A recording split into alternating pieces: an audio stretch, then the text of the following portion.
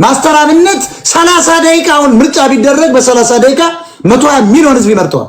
ሆስፒታል አስገብቶ አድኖ ቤት ሰርቶ የሚሰጥ ልጅ አለ። ይሄንን ግን የደቡብ ልጅ ስለሆነ ምርጥ ኢትዮጵያዊ ስለሆነ ወገን የለውማ። ማስተራብነት ምን ወገን አለ? ስልጣን ያለው ወገን የለውም። የዘረፈው ወገን የለውማ። ማስተራብነትን ይሄ ኮልኮሌ አዶናይ ሊበልጠው አይችልም በፍጹም። ማስተራብነት 30 ደቂቃውን ምርጫ ቢደረግ በ30 ደቂቃ 120 ሚሊዮን ህዝብ ይመርጠዋል። አዶናይ ማን ነው? ተራ ዱርዬ ቂጡን የጣለ ለህፃናት ብልግናን የሚያስተምር የክብረ ሰዶም አባል። እንኳን ደህና መጣ። ስም ነው ማስተር? አው ሞታ ስሜ አብነት ነው የሚባለው። ማስተር የሚባለው የስፖርት የማርሻል አርት አሰልጣኝ ነኝ። ስፖርተኛ ነኝ በፊት። ማርሻል አርት ታሰለጥን ነበር? አዎ ወጣት በነበርኩ ሰዓት። አሁን ግን አረጃው። በጣም እኔ እንደውም ማስተር የሚለው ስም ይመስለኝ ነበር። ማስተር የሚባል የሞታ ልጅ ነበረ። አንድ ነርስ ነው አባቱ ነርስ ናቸው የሉም በህይወት እና ማስተር ይባላልና አድማጭ ተመልካቾቻችን ማስተራብነት ነው እንግዲህ ለመጀመሪያ ጊዜ ማስተራብነት በውስጥም ጽፌለት አላውቅም። እናንተ እኮ ብትፈልጉ ሙሉ መውሰድ ትችላላችሁ። የሚገርም ነገር ሰውን በዚያ ደረጃ ሳትጸየፍ ለሚቀር እድሜ ብለህ ሁሉ ስራህን አንተ መኖር እየቻልክ ለካ እንግዲህ ማርሻል አርት ማለት አስበው ከፍተኛ ገንዘብ የሚያስገኝ ነው። ከፍተህ ራሱ አሁንም ብትቀጥልበት ሚሊዮነር መሆን የምትችል ሰው ነውና መጣው። ግን እነዚህ ሳያቸው ባክግራውንዳቸው እናንተን ሊከሱ የመጡት የሚገርም ነገር ሌባ ናቸው። ሁሉንም ባክግራውንዳቸው ስለማቅ ነበር የተቃወምኳቸው እና በጣም ስላየው ደስ ብሎኛል።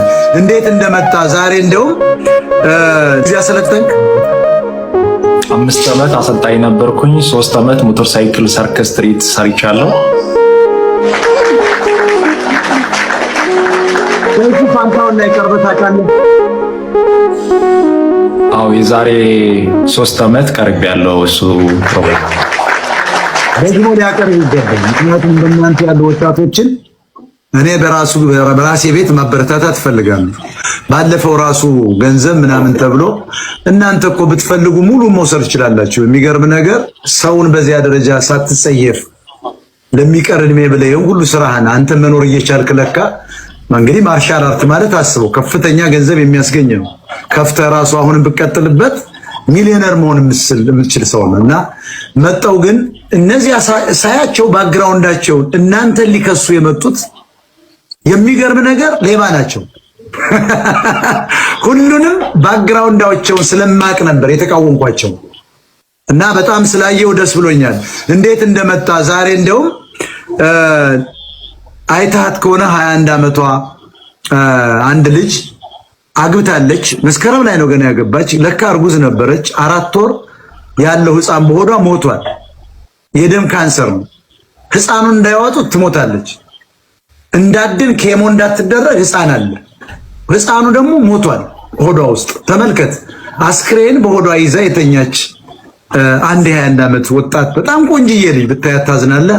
ለሷ ብዬ ነው የገባው ዛሬ ለሷ ብቻ። ትላንት ሞከርኩላት እነ መማር ምናምን ሲባል አይምቢ አሉ። እነ ሀቢባም ሰድበው አባረሩ ሲባል እስኪ እንደው ማስተራብነት ንገሩ ስል ነግረው ይሆን አላቅም። እንደው በአጋጣሚ መጣ እንደሆነ አላቅም። ነግሩ ተነግሮ ነው የመጣው። እውነት ለመናገር ሞታ እኔ ልጆችን ለማየት ቤተሰብ ጋር ቤት እየገባው ባለቤቴ ያንተ ላይቭ ላይ ገብቶ ተቆርጦ የወጣ ቪዲዮ አይታ እያለቀሰች ነበርና ምን ሆነሽ ነው አልኳት። የ4 ወር ጽንስ ማህፀን ውስጥ በእንደዚህ አይነት ሁኔታ ውስጥ ያለች አንድ የምታሳዝን ሴት ሞታ እንዲህ ብሎ ሲናገራየውና ተረበሽኩ አለችኝ። እስቲ ቪዲዮን አሳይኝ ብዬ ቪዲዮን አየው። ከዛ በኋላ ላይቭ ላይ ሲመጣ ደግሞ አንተም በዚህ በጎ ስራ ላይ ነው ያለው። እውነት ለመናገር ያው ልቤ ተናግቷል። 2 ስቃይ ውስጥ ነው ያለችው እቺታችን። አንደኛ ጽንስ ምን ማለት እንደሆነ ሁላችንም እንረዳለን፣ ምን አይል ከባድ ነገር እንደሆነ። ከዛ በመቀጠል ደግሞ የእሷን ህይወት መታደግ እንችላለን ከእግዚአብሔር በታች ሁላችንም ከተረባረብን በምንችለው ሁላችንም ከተረባረብን። ስራውን አይቼ ነው ያደነኩት የተከላከልኩለት። ባለፈው መልካም እንደሆነ ስላየው መንገደኛው የሚባላሉ ደግሞ የሆነ የማይታዩ ሰዎች ሁለት ሰዎች አይቻሉ። ሌላም አንድ ልጅ አለ እና አራቱን ሰዎች በጣም የማከብራቸው ብዙ ጊዜ ተናግሬያለሁ። በላይቭ ላይ ሰምቶም ሊሆን ይችላል ማስተር አላወቁም። እና መልካም የሰራ መልካም ነው የሚሆነው። አንዳንዱ ገንዘብ ወሰደ ምን ቢወስዱስ ደሞዝ ያስፈልጋቸዋል። እንኳን ያልወሰዱትን ማስተር አብነት ቁስል አጥቦ ካዳነ ለምንድን ነው መብላትስ የለበትም? የመጽሐፍ ቅዱስ እኮ መጽሐፍ ቅዱስ ሰው ሁሉ የሥራውን ማግኘት አለበት። ስለዚህ እባካችሁ እንደነዚህ አይነት መልካም ሰዎችን የሰው ነፍስ ማዳን የሚችሉ የወደቁትን የሚያነሱትን ባንቃወም መልካም ነው ላለው የምትለው ነገር ካለ ቀጥል። ሞታ አመሰግናለሁ። አሌክስ እኮ ይቅርታ እኮ ብሏታል። ማርያምን ይኸው ሚካኤል አሌክስ እኮ ይቅርታ ብሏል እኮ እሷ ናት ያልተቀበለችው። እናትዮ ሚካኤል ሞዶ ሚካኤል የእናቴ ፊት ያሳይ እሷ ናት አልቀበልም ያለችው። እናትዮ አልቀበልም ያለችው። አሌክስ ይቅርታ ሽማግሌ ላክ ወደ ውጭ ማርያምን አሜሪካ ብዙዎች አሉ። ይኸው ወይስ ልክልሻለሁ ሚካኤል ሽማግሌ ላክ በቃ ይቅርታ አትቻለሁ ነው አልቀበልም። ታዲያ እዚህ ጋር ደግሞ እኔ መሀል ላይ ገብቻለሁ። ለምን ሁለቱ ወዷቸዋለሁ። ታዲያ ምንድን ነው ጥፋቴ? እኔ ገዳይ የሚባለው ገድያለሁ ሰው እኔ ከገደልኩ እሺ በቃ ልገደል። አዎ አጥፍቻለሁ። በሰዓቱ መስሎኝ ለነሱ ስለሚዋደዱ ስለሚፋቀሩ ያገዝኳቸው መፍትሄ ሰብያታለሁ። ኦኬ ሶሪ ይቅርታ። ክርስትና ስሜ ቀዳዶ ማረሚ ኪዳነ ማርያም ማለት ኪዳነ ማርያም ቀዳዶ ማረሚ ኪዳነ ማርያም ማለት ኪዳነ ማርያም ቀዳዶ ማረሚ ይባላል። በጣም ስለዚህ እኔ ኦርቶዶክስ ተዋህዶ ነኝ አላልኩም። ኦርቶዶክስ ተዋህዶም ተሐድሶም ምናምንም አይደለም። እኔ ኦርቶዶክስ ብቻ ነኝ፣ ተዋህዶም አላልኩም። ኦርቶዶክስ ስትሬት ላይ እኔ ቀጥተኛው መስመር ላይ ኦርቶዶክስ በጣም ነው ማለት። አያም ደግሞ ካቶሊክ ተፈለክ ካቶሊክ ማለት የሁሉም ማለት ምንም አይደለም ማለት ካቶሊክ ማለት የሁሉም ማለት ነው። ካቶሊክ ነኝ። ጴንጤ ግን ፕሮቴስታንት አይደለም።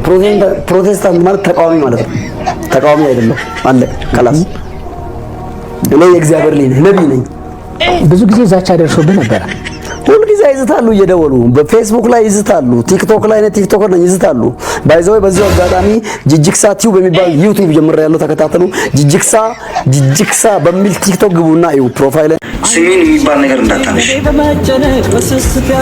የፈለግሽውን አውሪ ስለ ልጅሽ፣ ስለ አንቺ የፈለግሽውን አውሪ። ስሜን የሚባል ግን እንዳታነሽ። በቃ የራስሽን እንትን ነገር አለ። ኦኬ የራስሽን ነገር አለ። በቃ የራስሽን ነገር አውሪ። የራስሽን እንትን አለ። ሚያዝያ 28 ብሎ ነገር የለም። ስለ ራስሽ ጉዳይ፣ ስለ ራስሽ ላይፍ፣ ስለ ልጅሽ ላይፍ አውሪ። አሁን ስለሱ ምን ነገር ልሻልሽ? ለምን ተናገርሽ? ስለ ልጅሽ ለምን አልተናገርሽም? ልሻልሽ ሚያዝያ 25 ነው ሚያዝያ 20 ስለኔ ስም ሁለተኛ እንዳታለሽ ሶሻል ሚዲያ ላይ ገባሻ? በቃ እኔና አንቺ በዚህ በሰላም መለያየት አለብን። ከዚህ በላይ እኔ ለራሱ አቅም የለኝም።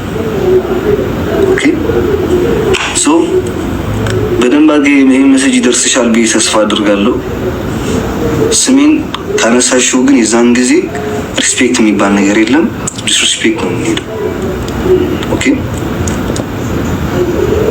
እኔ የእኔ ቤተሰቦች እናቴ ቤተሰቦቼ ዴዚን ሪስፔክት እያደረጉ እናቴውን ሪስፔክት እያደረጉ የዴዚ እናት ግን የኔ ቤተሰቦችን ዲስሪስፔክት አንድ አይነት ስሜት ስላለ ጋይስ በህይወታችሁ እንዳይረፍድባችሁ እሺ።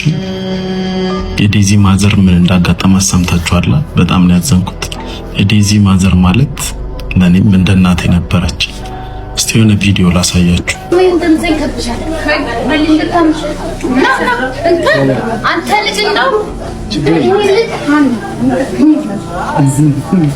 ዴዚ አይዞሽ ተቃጠለች።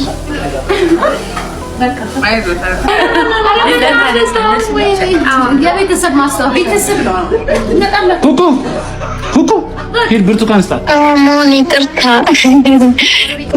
እንደላኩልህ ረስቼ ቪዲዮ ሳገኝ ጊዜ ከስክሪንሻት ቪዲዮ ይሻላል ብዬ ስልክ ከላኩት በኋላ ነው ያን እንዲልክ ካለ በኋላ ሜሴጅ ያየሁት።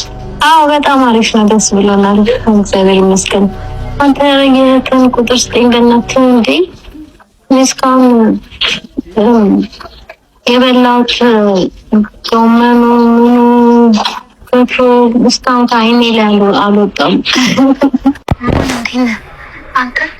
አንተ መስለኝ ለሌላ ሰው ተጽፍ አሁን ሳይው የለም። ኤኒዌይ ባጭሩ አፕዴት ላድርግህ። ነገሮች ትንሽ የተስተካከሉ ይመስላል። እግዚአብሔር ይመስገን። እናንተም ኦፈር አድርጋት ነበር ነይ ኢትዮጵያን ምናምን ብለሃት ጀምረላታልና በጣም ደስ አለኝ።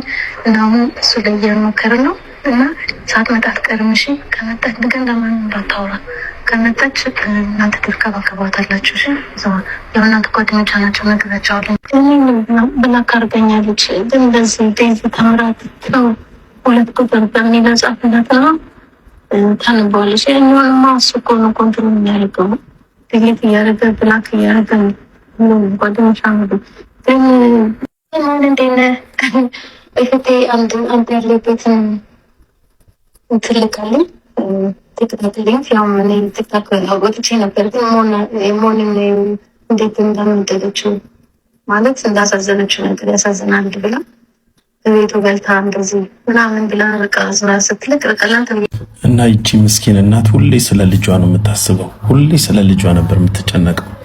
እኔ ማንም ሰው ቁም ነገር ውስጥ በማይከተን ጊዜ ዴዚን የመሰለች ልጅ ይዛ ቤታችን መጣ አክብራን ምሳ በልተን ከሲስተር ጋር እንደ ቤተሰብ ሆኖ በደንብ ተቀራርበን ለዚህ ማዲንጎ ልጅ ምስክር ናት ዲቦራ አብረው መተው ብቻ በጣም አሪፍ ታይም አሳልፈን እና ኢቭን ሁሌ ዋትስአፕ ላይ ሜሴጅ ትልክልኝ ነበር። ሁሌ ቮይስ፣ ሁሌ ስለ ልጇ ነው የምታስበው።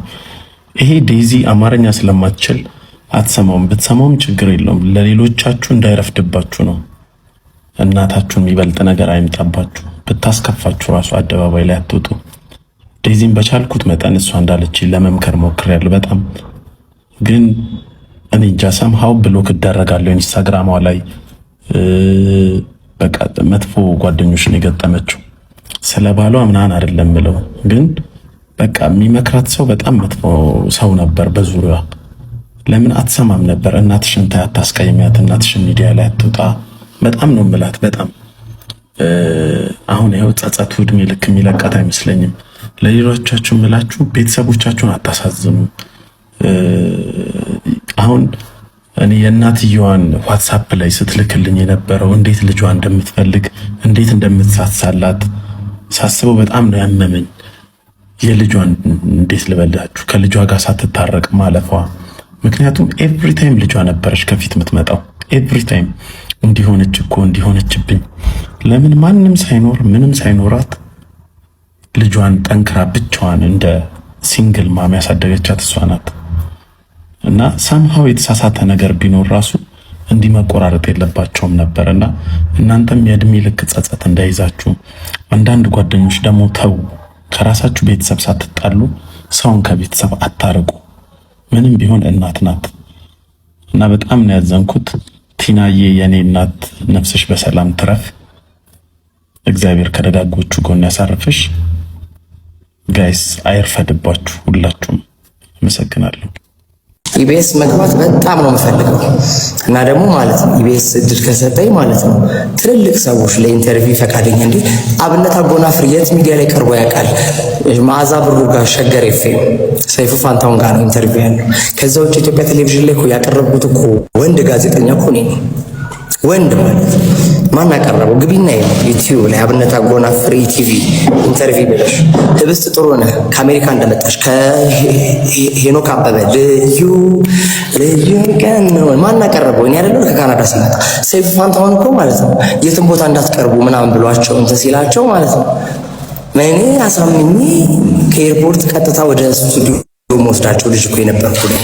ኢትዮጵያ ቴሌቪዥን ስለማይታይ ነው ፋይሊንግ ጎልጉላችሁ ስንት አርቲስት አቅርቤያለሁ። ስንት የተጎዳ ሰው እንዲረዳ እንዲደገፍ አድርጌያለሁ። ሀቅ ነው ማወቅ ጉራ አይደለም ወይ ደግሞ ከንቱ ውዳሴ እንዳይመስላችሁ። ስለዚህ የኢትዮጵያ ሕዝብ እናቴን በጣም እወዳለሁ። 60ኛ ዓመቷን አክብሬያለሁ። ቪዲዮ አልገብታችሁ ካባል ብሻታለሁ። እናቴን ኢንተርቪው አድርጌያታለሁ የመጀመሪያ ሶፊ ሾው ላይ። ስለዚህ ብዙ ስራ የሰራው ሰው ነኝ። ግን መጨረሻዬ እንዲመሆኑ ግን እግዚአብሔር ምሮኛል። አረፈታስ እግዚአብሔር ምሮኛልና 1200 ሰው ያየ ነው በይዘው እኔ ጋር እንኳን ደስ አለ እኮ። ይሄ ልጅ ፎሎ አድርጉት በእናታችሁ እያወረዳችሁ ነው። ምንድነው እንግባ አይለኝም አይናሳ በትራዘሮች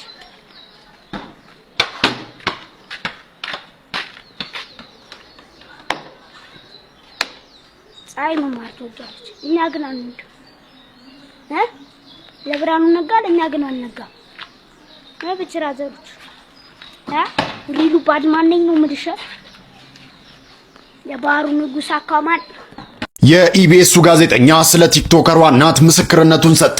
የዴዚን እናት ቲናን የተዋወቅኳት ከ2 ዓመት በፊት ዴዚ ወደ 2030 ፕሮግራማችን ልንጋብዛት ስናስብ ነበር። ማኔጀሯ ነኝ አለች። ቲና ልጇ ዴዚን እንደሚሰበር እንቁላል ነው የምታያት። በቃለ መጠይቁ ላይ የምትጠይቃትን ጥያቄ እንዴት እንደምታወራት ምን እንደምትላት ሁሉንም ማወቅ እፈልጋለሁ አለች። ብንጨቃጭቅም የሙያውን ስነ ምግባርና አሰራር ሳንለቅ ተግባባን። በመጨረሻም ከአንድም 2 ጊዜ ያማረ ቃለ መጠይቅ አደረግን። ከዚያ በኋላ ነው እኔና ቲና ጥሩ ወዳጅ የሆነው። አብዛኛውን ጊዜ ወሬያችን ስለ ዴዚ ነው። አብዝተሽዋል እስከምላት ድረስ ስለ ልጇ ትጨነቃለች። ብዙ ያየውባት ስስቴ ናት ትለኛለች። ማህበራዊ ሚዲያው እንዳይበላብኝ ነው የምታገለውም ትላለች። ጋዜጠኛ ጌታውን አሰፋ ስለ እናቷ በርካታ ጉዳዮችን ካነሳ በኋላ በመጨረሻም ቲና ከ2 ወር በፊት ነበር ወደ ኢትዮጵያ የመጣችው። ያመጣውልህ ነገር አለ ላገኘ ስትለኝ እኔ ደግሞ ከሀገር ለመውጣት በረራ የማደርግበት ቀን በመቃረቡ በስራ ስለተጠመድኩ ቀጠሮ ከያዝን በኋላ በይቅርታ ሰረስኩ ይላል። ስትመለስ እንገናኛለን፣ ሬስቶራንት ለመክፈት እያሰብኩ ስለሆነ አብረን እንመርቀዋለን ብላ ከትህትናዋ ጋራ የድምጽ ምልክት ላከችልኝ። ይህን እየጠበቅኩኝ ዛሬ ማረፏን ሰማሁ። እጅግ በጣም አስደንጋጭና አሳዛኝ መርዶ ነው። ቲና በጣም ትሁት፣ ሰው አክባሪ፣ በልጆቿ የማትደራደር እውነተኛ እናት ነበረች። ፈጣሪ ነፍሷን በሰላም ያሳርፍልን። ለልጆቿ ለመላው ቤተሰቦቿና ወዳጆቿ መጽናናትን እመኛለሁ ሲል ጋዜጠኛ ጌታውን አሰፋ ይህንን መልእክት አስተላልፏል።